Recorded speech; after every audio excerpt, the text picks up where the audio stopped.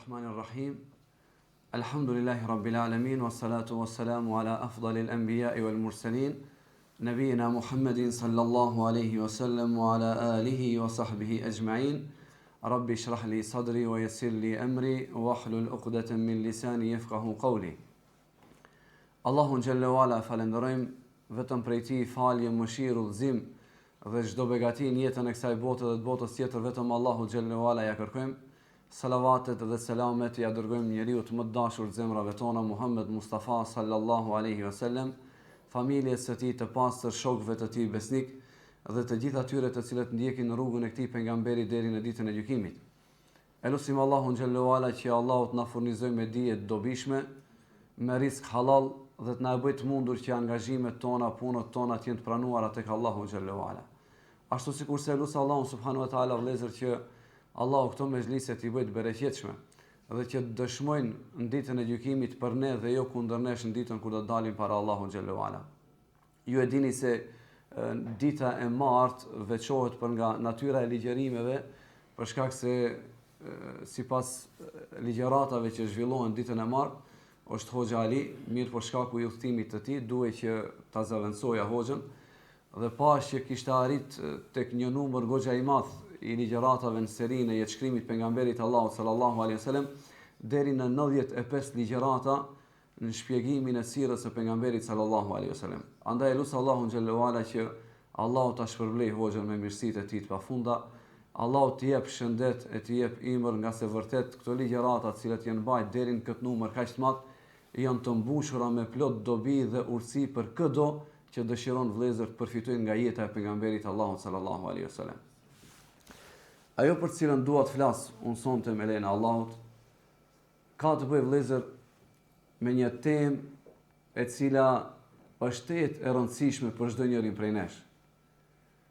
E them që është e rëndësishme për çdo njeri për nesh për shkakun se varësisht kësaj për cilën ne do të flasim, ne përfshihemi në vepra të mira ose largohemi nga punët e këqija në jetën e kësaj dhunjaje.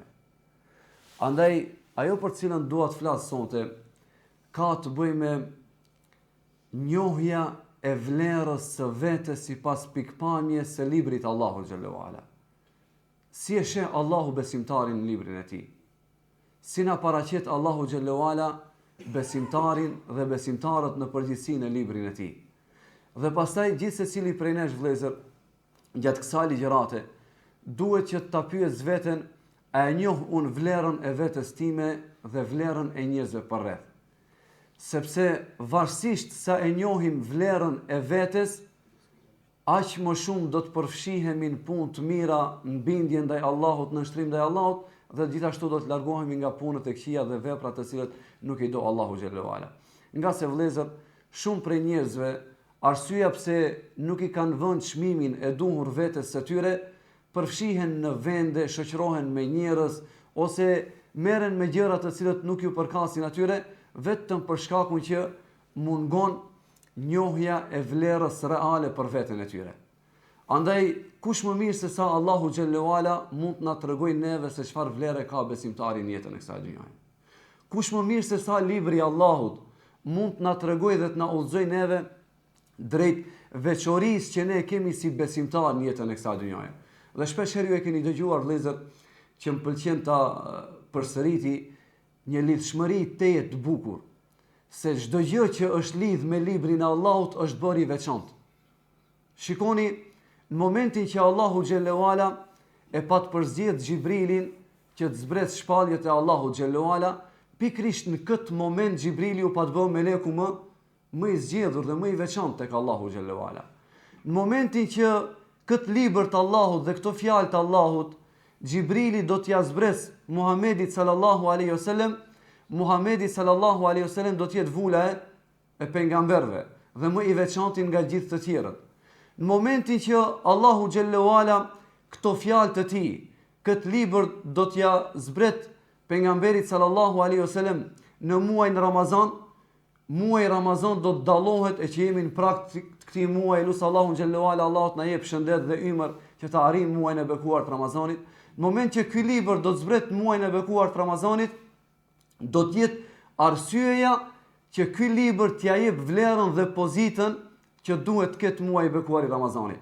Në moment madje që këto fjalë dhe ky libër do të zbret në natën e Kadrit, do të jetë arsyeja pikërisht që nata e Kadrit do të jetë më e vlefshme se natët e tjera. Në moment që ky libër i ka zbrit ummetit të fundit, ummetit të Muhammed Mustafa sallallahu alaihi wasallam, pikërisht për këtë arsye ky ummet do të jetë ummeti më i lavdruar nga gjithë ummetet e tjera. Cila është arsyeja e gjithë këtyre veçorive? Është lidhshmëria e ngushtë me librin e Allahut. Andaj ne këtu e kuptojmë se pse pejgamberi Allahut sallallahu alaihi wasallam tha: "Khairukum man ta'allama al-Qur'ana wa 'allama." Më i miri ndër jush, më i veçantë ndër jush, më me vlerë në mesin tuaj kush është? Është ai i cili e mëson librin e Allahut dhe më pas u mëson të tjerëve.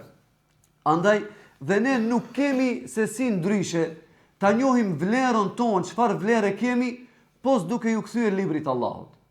Dhe ajo që e ndihmon besimtarin vëllezër, që të jetë i udhëzuar dhe të ketë qëndrueshmëri në fenë Allahu xhallahu ala është njohja e vlerës së vetes së tij. Sa më shumë që e njohim vlerën e vetes tonë, sa më shumë që e njohim karakteristikën dhe veçorinë pse jemi me peshë dhe pse jemi me vlerë, aq më shumë me lejen e Allahut do të kemi qëndrueshmëri në fenë Allahu xhallahu ala. Dhe gjithë e dinë vëllezër se pa pikën e dyshimit, ajo që në esencë na bën njerëz me vlerë është imani në Allahun xhallahu ala. Pa iman njeriu nuk ka vlerë në jetën e kësaj dhunjaje. Pa besim në Allahun xhallahu ala, njeriu nuk ka status, nuk ka peshë në jetën e kësaj dhunjaje. Et mos flasim më për dhunjon tjetër.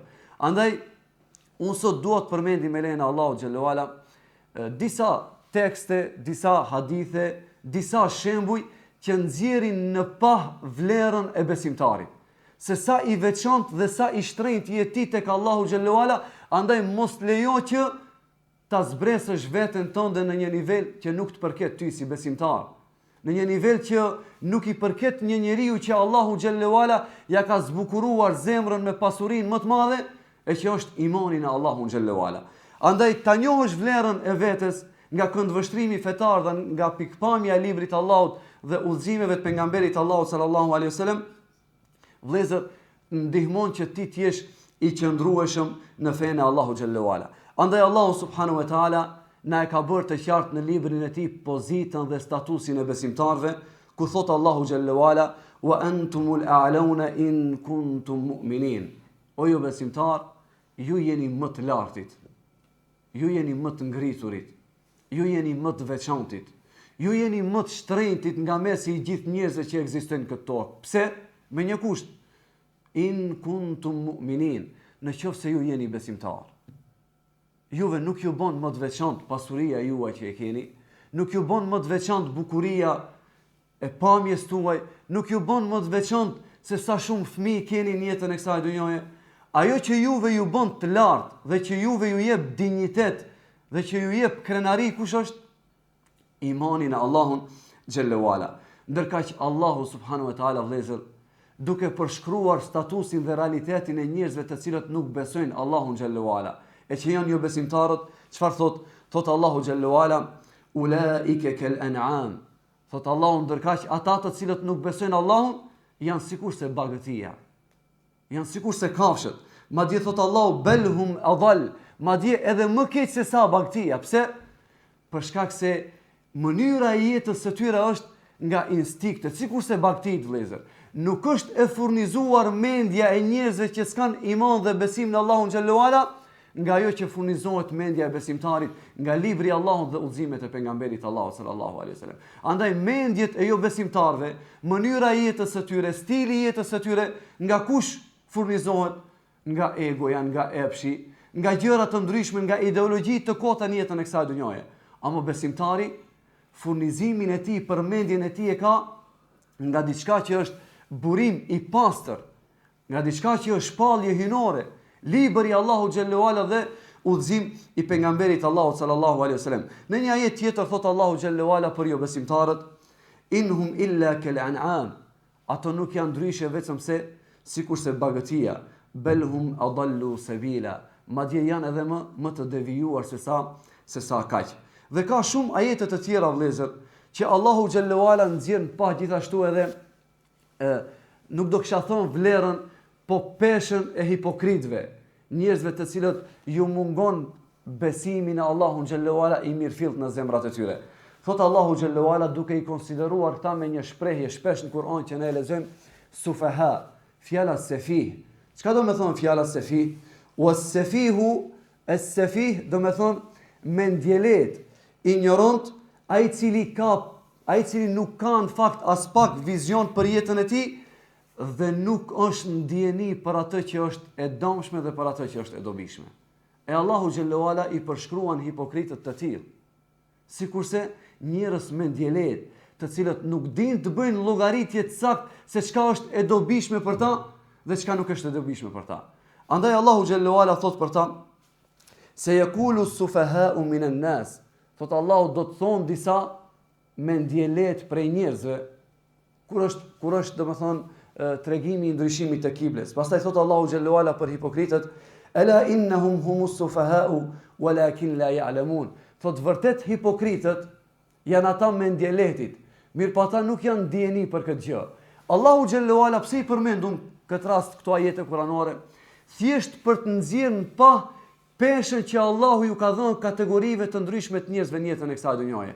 Për besimtarët, tha Allahu xhallahu ala, ata cilët kanë besim të shëndosh në zemrat e tyre, tha këto janë më të lartit. Për ata cilët janë jo besimtar, kanë mohuar Allahun xhallahu ala, i përngjasoj me bagtit. Ata cilët janë hipokrit, Allahu xhallahu ala tha janë me ndjelet. Yuhadiun Allah, mendojnë se e mashtrojnë Allahun xhallahu ala, ndërkaq nuk e dinë se Allahu është ndjeni për hilet e tyre dhe për kurthet e tyre. Allahu xhallahu ala vëllezër, gjithashtu na tregon se nuk bën që besimtarët, të cilët kanë besim të mirëfillt në zemrat e tyre për Allahun xhallahu ala, që të jenë të ngjashëm asesi me jo besimtarët. Dhe Allahu xhallahu ala thot në disa ajete në Kur'an kështu: "E fanaj'alul muslimina kal mujrimin", thot aty bëjmë të barabartë muslimanët me kriminalët.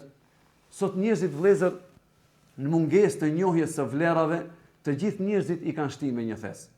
Madje vetë edhe besimtarët, ndoshta edhe muslimanët, kanë lejuar me disa veprime të ulta që të bëhen pjesë e disa veprimeve të kriminalëve në jetën e kësaj dhunjaje. Allahu xhallahu ala thot: "E fanaj'alul muslimina kal mujrimin", aty bëjmë të barabartë ne muslimanët me kriminalët. Thot Allahu xhallahu ala: "Ma lakum kayfa tahkumun", çfarë është puna me ju që gjikonin në këtë mënyrë? Nuk ka mundësi të jetë i barabartë një musliman me një kriminal. Muslimani ka një status të veçantë, sjellja e tij është e veçantë, morali i tij është i veçantë, raporti i tij me njerëzit është i veçantë, mënyra se si e beson Allahun xhallahu ala është mënyrë tjetër e shëndosh nga ajo që e ka mësuar Allahu dhe pejgamberi Allahut sallallahu alaihi wasallam. Pastaj në një ajet tjetër thot Allahu xhallahu ala: "Am naj'alu alladhina amanu wa 'amilus salihati kal mufsidina fil ard". A ti bëjmë ata të cilët kanë besuar Allahun, kanë iman në zemrat e tyre, dhe ata të cilët bëjnë shkatrime në tokë, a mendoni se këto janë të njëjtë? Thot Allahu xhallahu ala pastaj: "Am naj'alu al-muttaqina kal fujjar". A ti bëjmë njerëzit, a ti bëjmë barabartë të devotshmit me ata të cilët bëjnë shkatrime në tokën e Allahu xhallahu ala? Asesi nuk janë të barabartë vëllezër. Këto ajete kuranore vëllezër nxjerrin në pa vlerën e besimtarit. Ne nuk jemi si ata. Dhe ne nuk duhet që as pak të lejojmë veten tonë që sjelljet tona, veprimet tona, mënyra e besimit se si ne e besojmë Allahun xhallahu ala të jetë e ngjashme si ata. Ne jemi më të lartë, siç tha Allahu xhallahu ala: "Wala tahinu wala tahzanu". Mosu piklloni, as mosu dobësoni, as mosu mërzitni, për shkak se entumul a'laun, ju jeni më të lartët nëse ju keni besimin në Allahun xhallahu ala.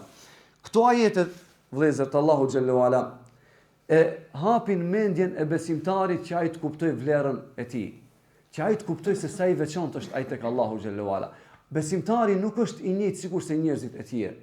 Njeriu i cili ka besuar Allahun xhallahu ala nuk i takon dhe nuk i përket madje që edhe të jetoj ose mënyrën e jetesës ta ketë sikur se e kanë njerëzit të cilët nuk e besojnë Allahun xhallahu ala. Andaj kësaj besimtari nuk lejon madje që të përfshihet edhe në ambiente dhe në vende, edhe të shoqërohet me njerëz tek të cilët nuk lulëzon shpirti i tij në bindje dhe në shtrim ndaj Allahut xhallahu ala.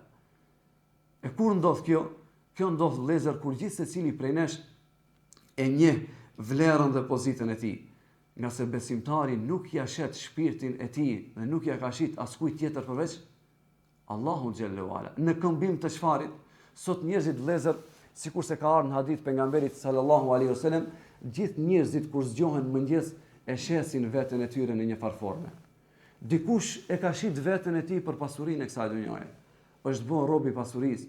Dikush tjetër është bën rob i famës. Dikush tjetër është bën rob i politikës. Dikush tjetër është bën rob i egos, i epshit të tij. Të gjithë njerëzit me një farforme e kanë shit shpirtin e tyre. Besimtari nuk lejon që shpirti i tij të shitet askujt tjetër përveç Allahut xhallahu ala. Dhe Allahu i madhruar thot kështu në Kur'an. Thot inna Allaha ishtara min al-mu'minin. Allahu e ka përmend fjalën ishtara, blerje. Thot Allahu xhallahu ala inna Allaha ishtara min al-mu'minin.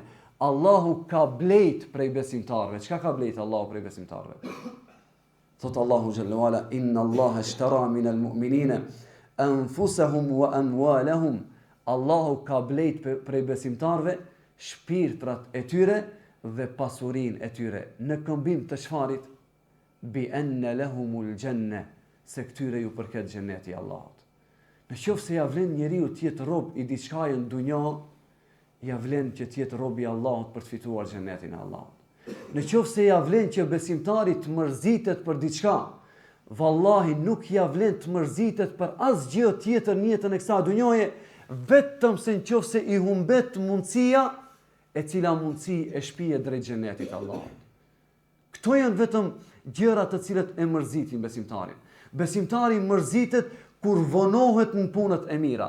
Besimtari mërzitet kur i ik namazi me xhamat. Besimtari mërzitet dhe pikëllohet kur i ik mundësia për të bërë një punë të mirë, i dalin pengesa nuk mund ta bëj këtë punë të mirë. Këto janë gjëra të cilat e mërzitin besimtarin. Besimtarin i cili beson Allahun xhallahu ala nuk e lejon veten që ta mërzisin gjërat e ulta në jetën e kësaj dhunjaje. Dhe ne vëllezër le ta pyesim veten tonë, çfarë na mërzit sot neve në dunjë? A na mërzit ose a pikëllohemi, a ngushtohen sot zemrat tona kur na ik një mundësi për të bërë mirë e nuk e bëjmë atë punë të mirë?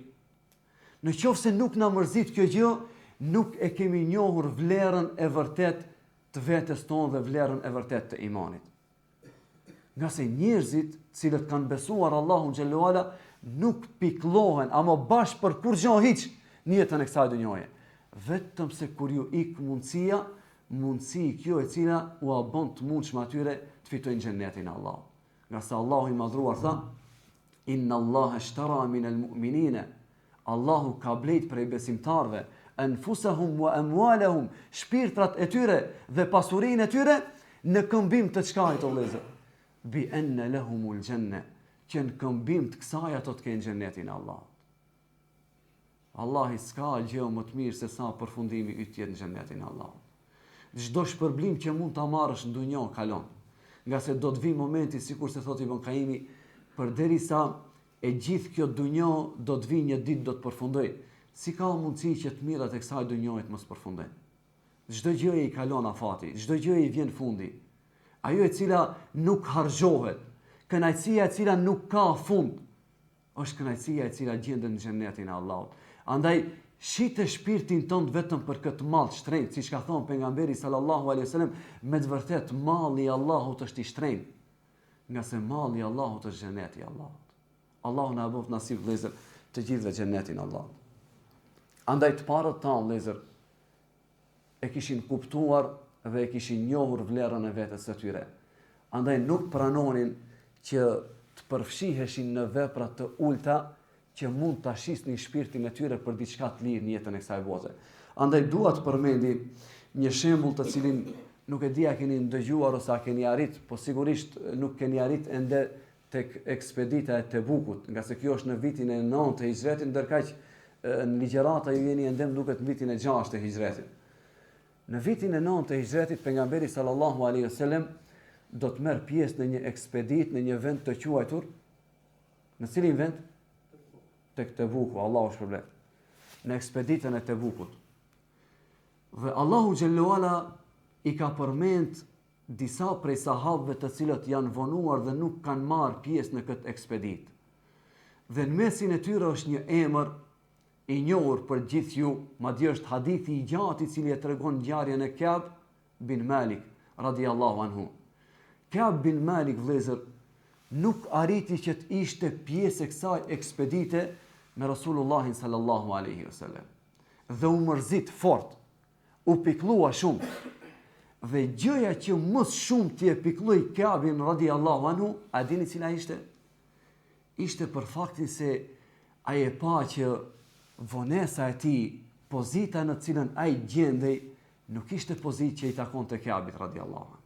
Ai duhet të ishte bashkë me sahabët dhe me pejgamberin Allahu sallallahu alaihi wasallam në Tebuk.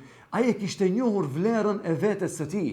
Andaj gjëja që më shumë t'i e mërziste ishte kur e shihte veten se sahabët e Resulullahit sallallahu alaihi wasallam janë nisur drejt Tebukut, ndërkaq unë nuk jam pjesa e asaj shoqërie me pejgamberin Allahu sallallahu alaihi wasallam. Andaj kjo gjë e mërziti Ka'b bin Malik radiallahu anhu.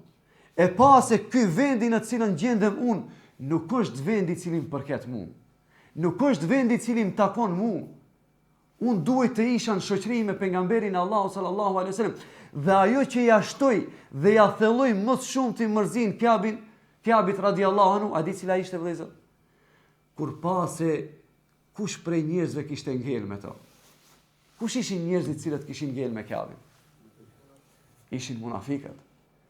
Dhe kjo e thelloi piklimin dhe mërzinë e Ka'bit radiallahu anhu. Tha subhanallah, kanë shku sahabët, kanë shku shokët e mi me pejgamberin Allah sallallahu alaihi wasallam, ndërkaq unë kam ngel me një shoqëri që ju ngushtua zemra, vëllezër, se e pa se personaliteti i Ka'bit nuk ishte për të ndetë në atë mezhlis. Andaj gjithë se cili prej nesh, vëllezër, gjendemi në pozita dhe në momente të tilla, ana ngushtohet zemra neve. Kur shokët tanë shkojnë në xhami në namaz me xhamat, e ne ngelemi në kafe, ngushtohet zemra jonë. Kur krejt njerëzit marrin pjesë në një aktivitet hajrit, e ne ngelim me një shoqëri e cila nuk ka ambicie dhe nuk merr pjesë në aktivitetet hajrit, ngushtohet zemra jonë në momente të tilla apo jo? Ka'bi radiallahu anhu u mërzit sepse kishte njohur vlerën e vetes së tij. Andaj tha, nuk më takon kjo pozita në cilën gjendem unë.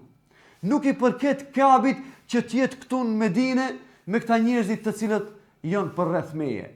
Nga se unë duhet të isha në shoqëri me Rasulullahin sallallahu alaihi wasallam. Dhe gjithë secili prej nesh, vëllezër, ndodhemi dhe e zëjmë veten në situata të tilla ku nuk më takon mua që të jem pjesë e këtij mezhlisi. Je në një shoqëri e cila shoqëri është zhyt në muhabet dunjallëkit. Në të ka fjalor të pist, nuk janë njerëz të matët në shprehjet e tyre, në fjalorin e tyre. S'ka vend për besimtarin në atë vend. A ndjehesh në siklet? Në qoftë se ndjehesh siklet, vallahi kjo është shenjë pozitive, se vazhdon që zemra jote të jetë e gjallë, nga se vazhdon që ta njohësh vlerën e vetes tënde. Ama në moment kur ti je me një shoqëri dhe ato janë përfshin biseda, cilët biseda nuk i përkasin një muslimani dhe një besimtari, dhe ti nuk e ndjen as pak cikletshme këtë gjë, atëherë kjo është gjendje alarmante. Kjo është gjendje rrezikshme që duhet ta pyesësh veten, kur zbriti niveli i imanit tim që të mos ma ndjej fare për këtë nivel ose për këtë pozitë në cilën gjendem unë. Andaj lutem Allahun subhanahu wa taala, vëllezër, që Allahu të zgjojë ndërgjegjet tona që ta njohim vlerën e vetes tonë. Ne nuk jemi për çdo mezhlis. Ne nuk jemi për me ndet me çdo kënd. Dhe shoqëria jonë duhet të jetë e përzgjedhur. Andaj Ka'bi radiallahu anhu e pa që njerëzit të cilët ishin përreth tij nuk ishin njerëz që i ngjanin të jenë shoqëri me Ka'bin radiallahu anhu. Ky ishte i veçantë, sahabi i pejgamberit Allahu sallallahu alaihi wasallam.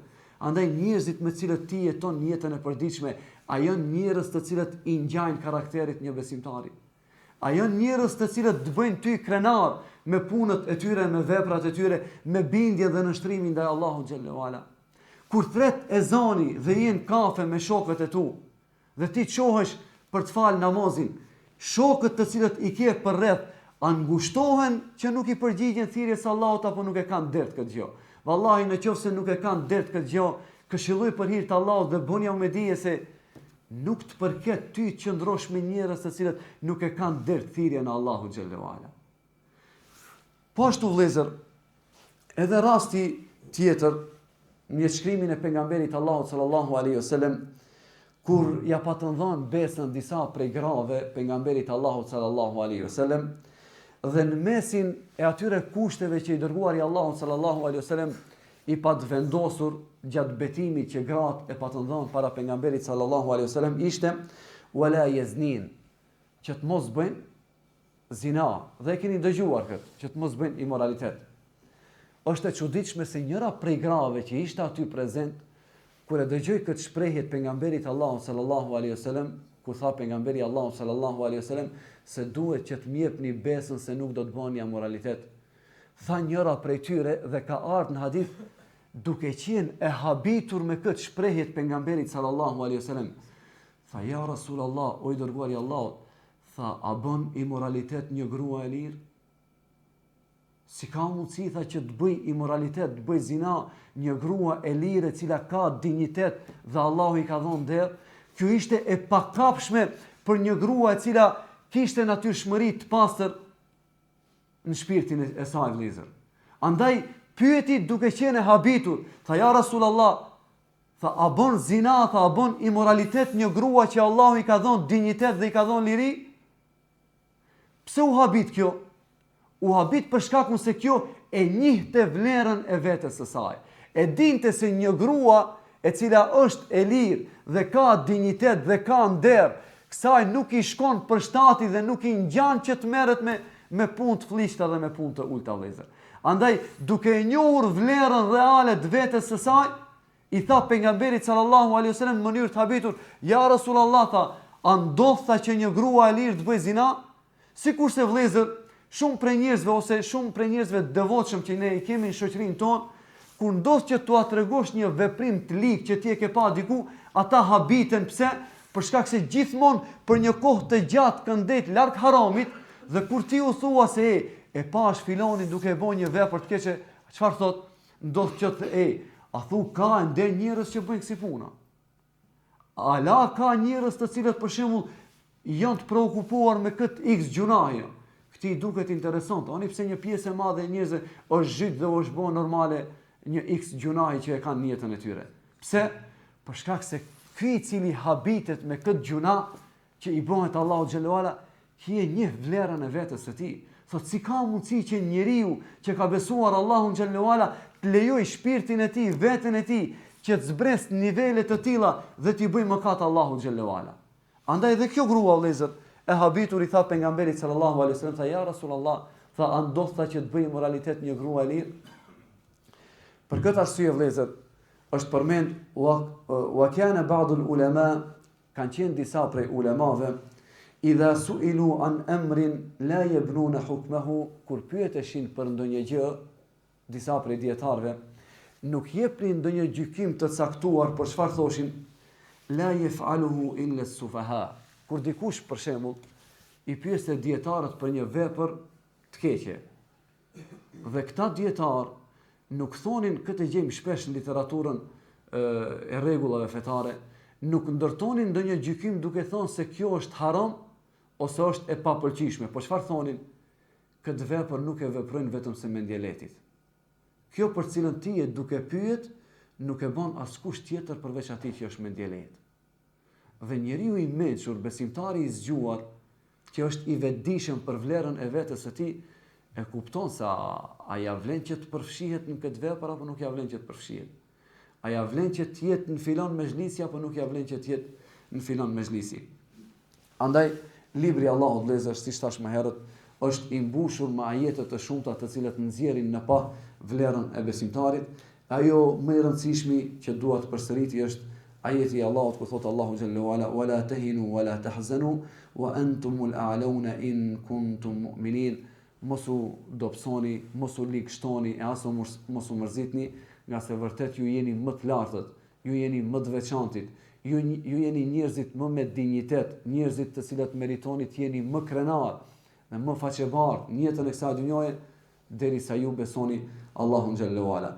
Andaj njohja e vlerës së vetes vëllezër të nxjerr nga llumi i kësaj dhunjaje, të nxjerr nga shoqëria e keqe dhe ta bën të mundshme që ti të jesh pjesë e njerëzve të mirë, të cilët angazhohen në bindje dhe në shtrim ndaj Allahut xhallahu ala, derti i të cilëve është vetëm se si ta arri kënaqësinë e Allahut subhanahu wa taala. Andaj vëllezër, sa e nevojshme është që shpesh herë të drejtohemi vetes dhe të themi se kjo vepër të cilën un jam duke e bë nuk më përket mua si besimtar.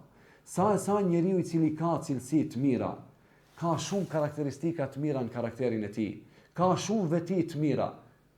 Mirë po subhanallah, shkaku që dikush nuk ja ka nxjerr në pa vlerat që i ka, vazhdon që të qëndroj ende domethënë në një mezhlis ose në një ambient me cilin ambient nuk është i kënaqur Allahu xhallahu ala. Dhe sa njerëz ka nevojë që ne t'ju themi se vendi jot nuk është këtu ti ku je. Sa njerëz ka nevojë që në kohën e thirrjes së ezanit t'i themi nuk të përket ty si besimtar që përderisa thot Allahu xhallahu ala hayya ala salah hayya ala fala, eja në namaz, eja në shpëtim, ti të vazhdosh qëndrosh në këto vende në të cilat nuk i përgjigjet, domethënë nuk i përgjigjen thirrjes së Allahu xhallahu ala. Elus Allahu subhanahu wa taala vëllezër që Allahu na bëj të mundur që të njohim vlerën e vetes tonë. Fillimisht duke kuptuar se gjëja më e shtrenjtë që bartim në zemrat tona është imani dhe besimi në Allahun xhallahu ala. Kjo është pasuria më e madhe që Allahu na ka dhënë jetën e kësaj dhunjaje. Dhe për ta ruajtur këtë iman, për ta ruajtur këtë besim, padyshim se besimtari duhet të bëjë shkaqe. Dhe një prej shkaqeve është që të insistoj vazhdimisht që të njoh vlerën e tij përmes asaj që Allahu na ka treguar në librin e tij dhe i dërguari Allahu sallallahu alaihi wasallam në udhëzimet e tij. Elus Allahu xhallahu ala që Allahu të na ruaj këtë iman dhe të na bëjnë nga ata njerëz të cilët e njohin vlerën e vetes së tyre nëpërmjet imanit dhe besimit, dhe lut Allahun xhallahu ala që Allahu neve të na bëj shkak dhe të na bëj sebeb që të zgjojmë zemra të tjera duke u vënë në pa vlerën e imanit dhe besimit që Allahu ka zbukuruar zemrat e tyre. Allahu ju shpërblet për ndëgjimin. أقول قولي هذا وأستغفر الله لي ولكم ولسائر المؤمنين فاستغفروه من كل ذنب إنه هو الغفور الرحيم. اللهم